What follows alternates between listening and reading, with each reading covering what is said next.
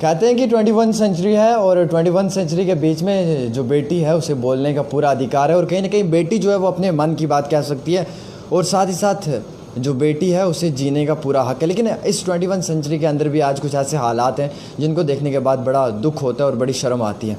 घरों के अंदर तनाज़ात जो हैं वो तो बड़े पैमाने पे दिखते हैं, लेकिन अब एडमिनिस्ट्रेशन जो बच्चों के साथ कर रही है सरासर वो भी बहुत बड़ी गलती है।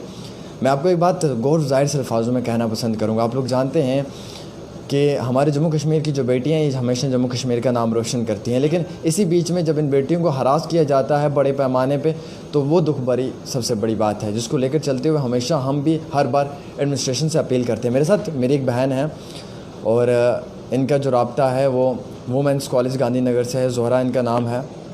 और ज़ोहरा ने कई बार अपील किया एडमिनिस्ट्रेशन के आगे। और ज़ोहरा गांधीनगर कॉलेज में एक स्टूडेंट थी। पार्ट फर्स्ट में जब इन्होंने वहाँ पे एडमिशन ली, उसके बाद जब इनके इंटरनल एग्ज़ाम्स हुए, इंटरनल एग्ज़ाम्स होने के बाद जब इनका एक रिज़ल्ट आया तो उस रिज़ल्ट के अंदर इनकी एक किताब बैक थी।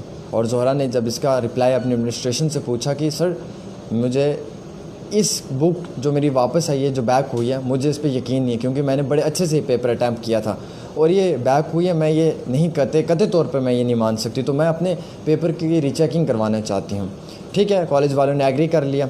लेकिन जब ज़ोहरा रीचेकिंग करने के लिए गई पेपर तो वहाँ पे से इसकी शीट नहीं मिली।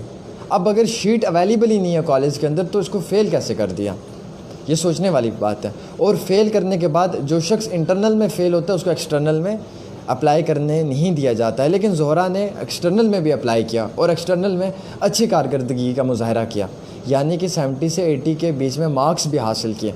अब जो बच्चा एक्सटर्नल में 70 से 80 के मार्क्स हासिल करेगा, ये कॉमन सी बात है कि वो बच्चे का इंटरनल तो फेल नहीं हो सकता है। इवन इंटरनल में 12, 13, 14 नंबर की तो बात होती है टोटल। और हालांकि इस बच्चे को अपने आप पे विश्वास भी था पूरे तरीके से कि मैं बिल्कुल भी फेल नहीं हो सकती हूँ, क्योंकि मैंने बड़े अच्छे से अटैम्प्ट किया। लेकिन उसके बाद ये बेटी 3 साल, आज इस बच्ची का 6 सेमेस्टर और इसे अब फाइनली डिग्री मिलनी है, लेकिन उस डिग्री में सबसे बड़ी प्रॉब्लम यह है कि अब अगर ये बच्ची उस बुक का इम्तिहान देगी तो उसका नतीजा आते आते काफ़ी वक्त लगेगा, जिसकी वजह से इस बच्चे की डिग्री जो है वो लेट हो सकती है। एडमिनिस्ट्रेशन की लापरवाही ये है कि आज तक 3 साल वो कहाँ सोए हुए थे। वक्तन फ़वक्तन अगर इस बच्चे की बात सुन समझ कर उन्होंने इसकी मदद की होती तो शायद इस बच्चे को आज ना यहाँ आना पड़ता और ना यहाँ से उन लोगों के लिए अपील करनी पड़ती। अब आप समझ सकते हैं कि 3 साल तक ये बच्ची उस टीचर की आगे रिक्वेस्ट करती रही, सर मेरा पेपर लो। मैं एप्लीकेशन दिया HOD मैम को, लेकिन किसी ने भी इनकी बात नहीं सुनी। आप समझ सकते हैं कि कितनी बड़ी लापरवाही है। ज़ोहरा, क्या है हकीकत, क्या है सच्चाई, आप ही बताएं। क्या जो मैंने कहा ये सच कहा है और क्या है इसके बाद सच्चाई जो आप कहना चाहेंगे? बिल्कुल, एक्चुअली में सच्चाई ये है कि इंटरनल में कोई भी फ़ेल नहीं हो सकता है। अगर कोई फ़ेल, चलो ठीक है हम फ़ेल हो भी गए तो उन्होंने हमें एक्सटर्नल में अपेयर कैसे किया, हमारे रोल नंबर कैसे आए। अगर एक बंदा है वो फ़ेल हो रहा है, उसका रोल नंबर नहीं आता है, उनको हमें अवेयर करना चाहिए था कि आप लोग फ़ेल हो, आप दोबारा से तैयारी करो। इंटरनल में कोई फ़ेल होगा तो 3 बार पेपर लिया जाता है। जब हमने उसको ये कहा कि आप हमारी शीट्स प्रोवाइड करो, हम उनको चेक करते हैं, हम देखते हैं कि अगर हम फ़ेल हैं तो कोई सबूत, कोई प्रूफ दो हमें, लेकिन उनके पास प्रूफ है ही नहीं था। आज तक भी उनके पास कोई प्रूफ नहीं है, क्योंकि उनके पास शीट्स ही मौजूद नहीं है। हमने कितनी बार एप्लीकेशंस दी हैं, ऑफिस में जाके, हर जगह जाके, प्रिंसिपल के सामने खड़े हुए, लेकिन उन्होंने हमें ऑफिस से अंदर आने ही नहीं दिया, वहीं से बाहर निकाल दिया। उन्होंने कहा कि पहले तो ये कह रहे थे कि हम खुद ठीक कर देंगे, अब करते करते एप्लीकेशन देते देते यहाँ तक बात पहुँची। अब वो ये बात कह रहे हैं कि आपका जो रिज़ल्ट है, आप अभी तक कहाँ थे, मतलब आपने टाइम वेस्ट कर दिया है तो अब आपका टाइम वेस्ट होगा ही। ऊपर से हमें ये धमकी दे रहे हैं कि आप जिसको मर्ज़ी बुला के लाओ, आपका रिज़ल्ट तो ठीक नहीं होने वाला है। अगर HOD हमारी चाहे तो एक साइन से हमें प्रोमोट कर सकती है, लेकिन अब ये हमें समझ नहीं आ रहा कि कॉलेज के अंदर है वो क्या चल रहा है, ऐसा क्या प्रोपोगंडा है, वो क्यों नहीं हमें आगे प्रमोट करना चाहते। और दूसरी बात ये कि वो आपस के कॉन्फ्लिक्ट की वजह से हमारा साल वेस्ट हो रहा है। स्टूडेंट की कोई वैल्यू उनके सामने नहीं है। मैं बस इतना क्वेश्चन करना चाहती हूँ कि आप हमें सिर्फ इतना बताओ, अगर हम इंटरनल में फ़ेल हैं तो एक्सटर्नल में हमें क्यों बैठने दिया? पहले हमें बोलना चाहिए था कि आप एक्सटर्नल में मत जाओ। हम वहाँ बैठे, हमने इतने अच्छे मार्क्स लिए हैं, अब वो मार्क्स भी इनके सामने वैल्यू नहीं रख रहे हैं। अब ये कह रहे हैं आप अगर इंटरनल दोगे तो एक्सटर्नल भी दोबारा देना है। मतलब ये है कि स्टूडेंट की कोई वैल्यू नहीं है, उसके पॉइंट की कोई वैल्यू नहीं है। वो हमारे पैसे पे वहाँ बैठ के, हमारे सोफ़ों पे हमारी फ़ी के पैसे जो हैं उस पर बैठ के वो आराम कर रहे हैं, लेकिन हमें ऑफिस के अंदर जाने भी नहीं दिया जा रहा है। हम धूप में इतने दिन वहाँ पे चलते रहे, ये नहीं है कि हम अपनी मर्ज़ी से आ रहे हैं, वो हमें खुद बुला रहे थे, अब आप आओ, अब आपका रिज़ल्ट ठीक करेंगे, इस दिन आओ, इस दिन आओ। और बिना परमिशन के उन्होंने हमें ऐसे रूम में भेजा जहाँ पे वहाँ पे सिर्फ जो नॉन टीचिंग डिपार्टमेंट है, जो स्वीपर्स हैं, उनका काम है शीट्स ढूंढना, लेकिन उनकी जगह वहाँ पे शीट गर्ल्स स्टूडेंट ढूंढ रही हैं। क्यों ढूंढ रही हैं? क्योंकि उनकी मनमानी चल रही है वहाँ पे। वो हमें ऑफिस से लेके वहाँ तक अकेला भेज रहे हैं लड़कों के साथ, और ये कह रहे हैं कि आप वहाँ पे जाके शीट्स को ढूंढो। ये तो बिल्कुल इलीगल है। अगर मैं इस पे भी केस करना चाहूँ तो ये बिल्कुल मेरा केस बन सकता है। हमें वहाँ पे इज़्ज़त का ख़तरा था, क्योंकि वहाँ पे लड़कों के साथ हमें भेज रहे हैं। हमने ये पॉइंट भी नहीं उठाया। जब हमने प्रिंसिपल को सारी बातें बताई हैं, वो हमारी बात मान भी रही है, लेकिन वो ये कह रही है कि अगर आप खुद ढूंढ सकते हो तो ढूंढो। मतलब ये कि हमारी कोई वैल्यू नहीं है, हमारी कंप्लेन की कोई वैल्यू नहीं है। हम जब क्लस्टर ऑफिस में गए, वहाँ पे उनके पास कोई प्रूफ ही नहीं था कि हमने एग्ज़ाम दिया है। वो सिर्फ हमें ये कह रहे हैं कि आप फेल हो। अगर हम फेल हैं तो हमें आगे क्यों जाने दिया? हमें वहाँ पे क्यों नहीं रोका गया? हमें अवेयर क्यों नहीं किया गया? ये हमारी टीचर्स की लापरवाही है, जो आज हमें ऑफिस से बाहर निकाल रहे हैं, कॉलेज से बाहर। अब तो वो सीधे मुंह बात भी नहीं कर रहे हैं। हमारा हक बनता है उनसे क्वेश्चन करना, लेकिन वो सीधे मुंह जवाब नहीं दे रहे। यहाँ पर आपके साथ कुछ और तालिब इल्म भी हैं, कुछ और बच्चियाँ भी हैं, क्या उनके साथ भी यही हुआ है? बिल्कुल, मेरे साथ 4 और लड़कियां हैं जिनका इन लोगों ने रिज़ल्ट ख़राब किया है। हम वहाँ पे रोए, हमने रिक्वेस्ट की, हमने हर किस्म की कोशिश की है, लेकिन उन लोगों ने हमारी बात नहीं सुनी है। इवन कि वो इतना भी कह रहे थे कि आप जाओ, 1 साल बैठो, ऐश करो, मज़े मारो, तो आ जाना। उनके लिए हमारी एजुकेशन है वो बिल्कुल मायने नहीं रखती है। वो ये कह रहे हैं कि घर बैठो और मज़े करो। बाकी वाली लड़कियां हैं वो अभी रेड जोन की वजह से यहाँ पे पहुँच नहीं पा रही हैं। वो कितनी मुश्किल से यहाँ पे पहुँची हैं। एक लड़की है वो कारगिल से कितनी मुश्किल से पहुँची है, उसका वहाँ से टेस्ट किया, रातों रात पहुँची। मैम ने हमें धोखे में रखा। उन्होंने पहले हमें बुलाया, जब हम पहुँच गए फिर कहने लगी कि हम कोई हेल्प नहीं कर सकते। अगर नहीं कर सकते तो पहले बता देते। हमने लड़की को इतनी मुश्किल से वहाँ से बुलाया यहाँ तक। आप लोगों के साथ ये ऐसे जिद ज़्यादती क्यों की जा रही है? क्यों आप लोगों को बार बार हरास किया जा रहा है और आप एडमिनिस्ट्रेशन से मदद मांग रहे हैं, लेकिन कोई सामने नहीं आ रहा है? एक्चुअली में कॉलेज के अंदर की क्या प्रॉब्लम है, इनके आपस का क्या कॉन्फ्लिक्ट है, वो हम नहीं समझ पा रहे हैं। ये बात आपको वही जवाब देंगे कि उनको प्रॉब्लम क्या है। वो एक दूसरे का काम है जो वो पूरा क्यों नहीं करना चाहते हैं। एक टीचर आज हमें ये कह रहे हैं कि ये पुराना काम था, आप पुराने टीचर के पास जाओ, लेकिन ये पॉसिबल नहीं है। अब जब वो वहाँ पे नहीं है, उसके पास चार्ज नहीं, हम उसके पास कैसे जाएं? जब हम उसके पास जाते हैं तो वो कहते हैं कि मेरे पास तो अब कुछ हो नहीं सकता, अब वापस से दोबारा से पुराने टीचर के जो अब वाला है जिसके पास चार्ज है उसके पास जाओ। उसके पास जाएंगे, वो ये पूरा दिन हमें ऐसे घुमा रहे हैं। हम काफ़ी 1 महीना बराबर हम कॉलेज में घूमते रहे, लेकिन कुछ भी आउटकम नहीं निकला है। तो अब जाके वो हमें ये कह रहे हैं, प्रिंसिपल ने हमें भेजा था पुरानी टीचर के पास, लेकिन जब हम उधर गए तो मैम ने कॉल करके ये कहा कि इनको तो मैंने नहीं भेजा है।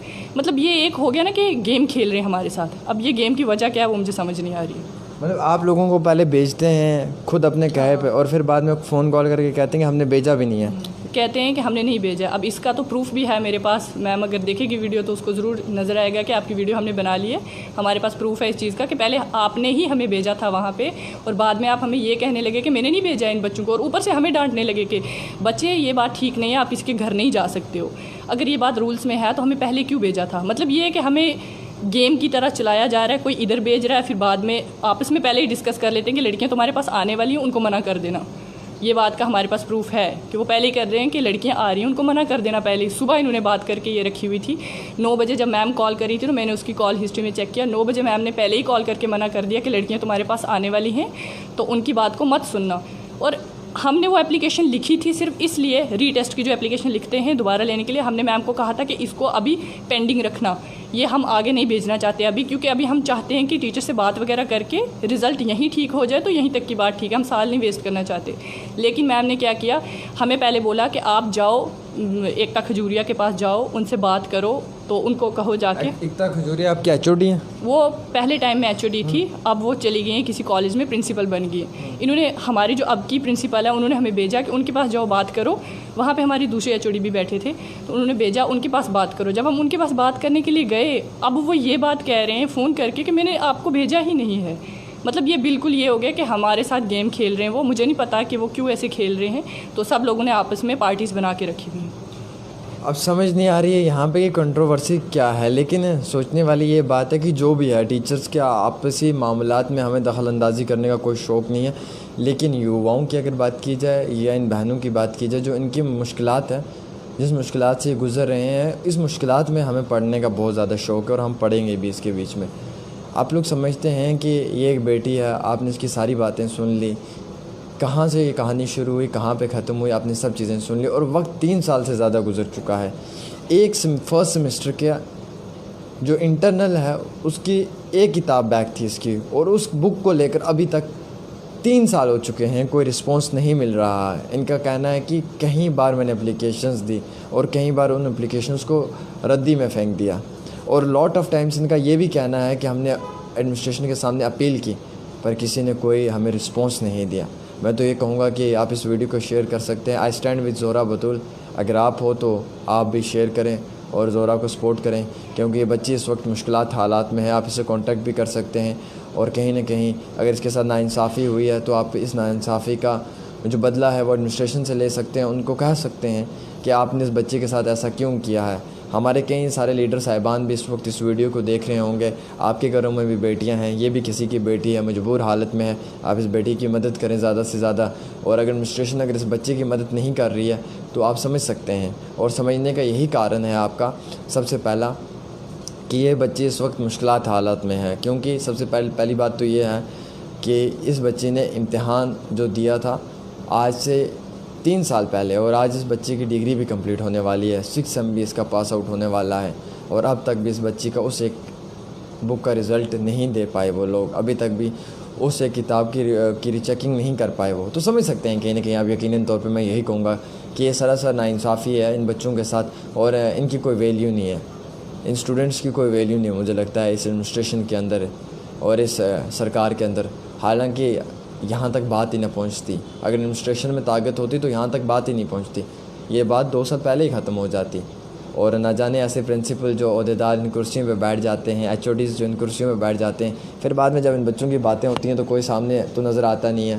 फ़िलहाल मैं तो ये कहूँगा कि आप ज़ोरा के साथ कॉन्टैक्ट करें, इसको सपोर्ट करें, और कहीं ना कहीं अगर वो प्रिंसिपल सर, वो प्रिंसिपल मैम, वो HOD मैम, वो अगर सब देख रहे हैं तो मेरे आप सबसे रिक्वेस्ट है हाथ जोड़ के कि प्लीज़ जो भी इनकी परेशानी उसे हल कीजिए। जो इनकी एक किताब है उसमें जो इनको मार्क्स कम हैं, या जो इनकी लाइफ का कैरियर का जो मसला है, आप प्लीज़ उसमें इनकी हेल्प करें। जो हकीकत है, जो सच्चाई है उसको सामने लाएं, और सच्चाई और हकीकत की तरह से इनके साथ मदद की जाए। इनका वक्त ना बर्बाद करें, क्योंकि ये बच्ची आगे लिख पढ़ कर जम्मू कश्मीर का नाम भी रोशन कर सकती है। और अगर आप लोग ये एडमिनिस्ट्रेशन वाले ऐसे करोगे इस बच्ची के साथ तो यकीनन सी बात है कि फिर इन बच्चों को पढ़ना यहाँ पे मुश्किल नहीं, नामुमकिन है। फ़िलहाल आप इस वीडियो को शेयर कर सकते हैं और अपनी राय भी दे सकते हैं। मैं तो ज़ोरा के साथ स्टैंड करूँगा। क्या आप स्टैंड करेंगे? अगर आप स्टैंड करेंगे तो आप ज़्यादा से ज़्यादा शेयर करेंगे। आप देखते रहें डेली तस्कीर न्यूज़ 24/7 आमिर के साथ जम्मू से।